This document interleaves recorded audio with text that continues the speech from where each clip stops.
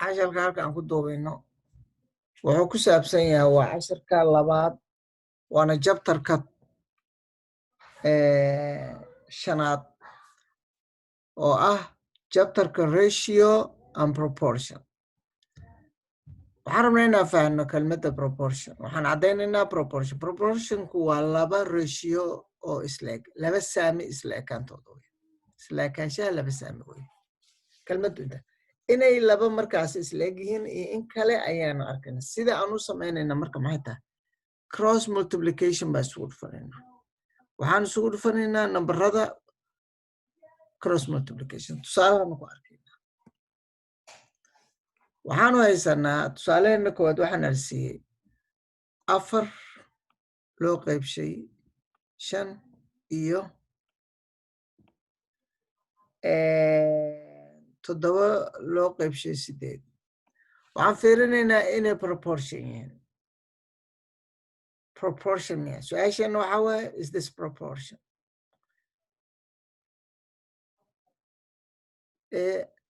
Is this proportion?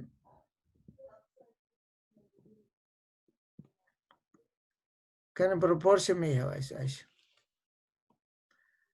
waxaan ku ogaanaynaa proportion waxaan samaynaynaa cross multiplication basan. cross multiplication maxaa dhaha 4 loo qaybshay 4 loo qaybshay 5 iyo 7 loo qaybshay 8 ma halka qone 8 4 ku dhufanaynaa 5 7 ku dhufanaysaa. that is cross multiplication. waa cross multiplication.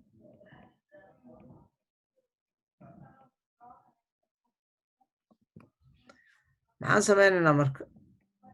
waxaan dhahaynaa marka 4 lagu dhuftay 8 4 lagu dhuftay 8 halkan waxaan ku dhigaynaynaa 5 lagu dhuftay 7. su-aal calaamad baa weli noo taagan. proportion mean proportion maxay tahay? equal miya? is this equal? is this equal miya? macnaheed saas u ah. marka waxaan dhahaynaa halkan 32 aa nooga soo baxday, halkanna 35 baa nooga soo baxday. waxaan leenahay equal ma ah, saasaa loo qoraa.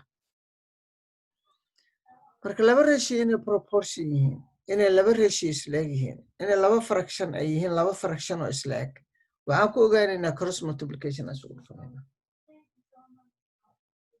okay, tusaalaheena labaad waxaan ku fiirinaynaa su-aasha ah 1 iyo bar waxaa loo qaybinayaa 4 iyo waxaan fiirinaynaa 3 loo qaybshay 8. 1 iyo bar waxaan u bedeli karaa decimal anooba iswaalinba. waxaan dhihi karaa 1 loo qaybshay 1 iyo dhibic loo qaybshay 4. halkan waxaan dhigi karaa 3 loo qaybshay 8. kan kana ku dhufanaya kana ku dhufanaya.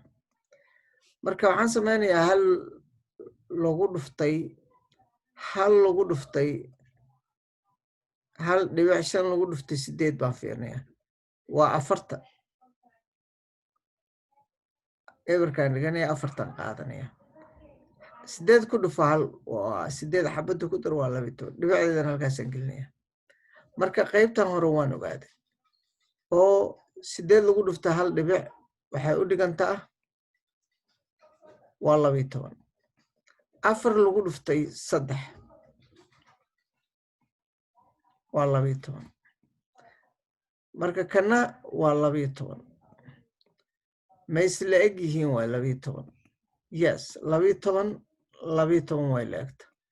marka waxaan leeyahay yes waa proportion. maxaa proportion marka? waxaa proportion ah 1 dhibic loo qaybshay 4 iyo 3 loo qaybshay 8 waa proportion. these are proportion.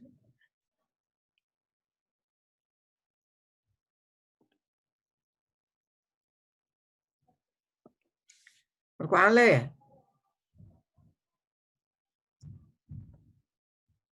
ها waxaan leeyahay hal loo qaybshay labo afar loo qaybshay equal to 3 loo qaybshay 8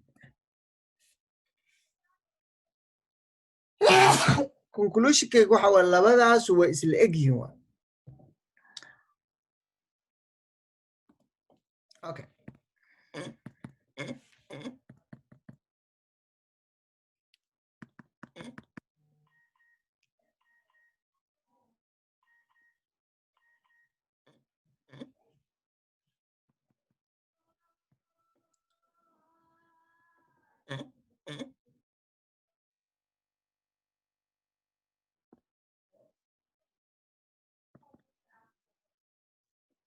okay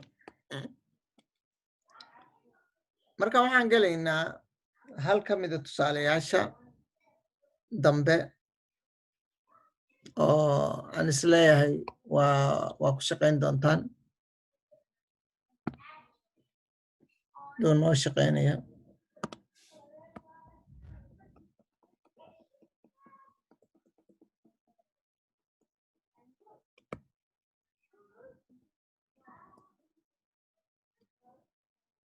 good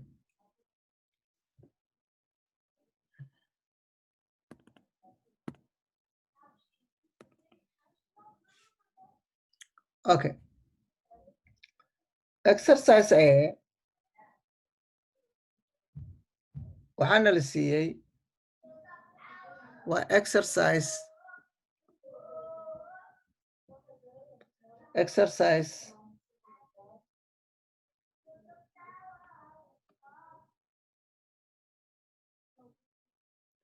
A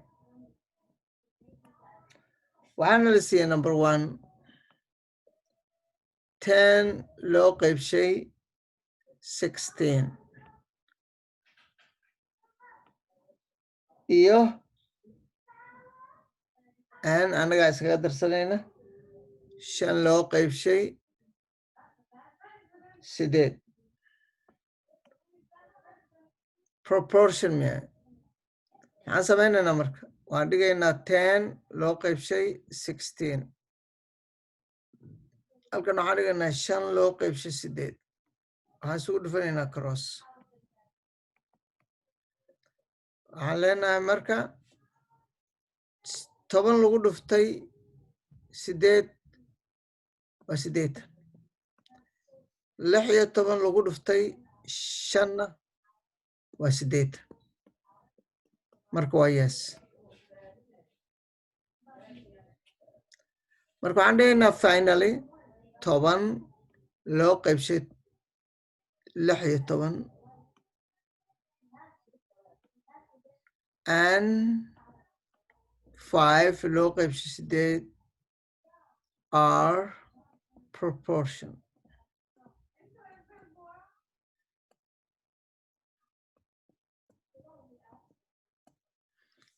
because they are equal because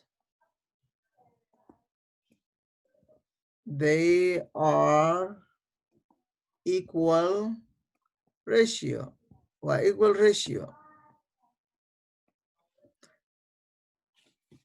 marka ratio waxa weeye cross multiplication baad isugu dhufanaysaa 10 iyo 8 16 iyo 5 haddii labada number kuu soo baxay ay equal yihiin waa proportion haddaysan ahayn waxaa leedahay ma aha cashirka marka wuu sahlan yahay su-aalahaas oo dhan saasaa looga shaqaynayaa calculatorka lagu shaqayn karaa caadaa la isugu dhufan karaa waa intaa cashirkan wuxuu ku saabsan yahay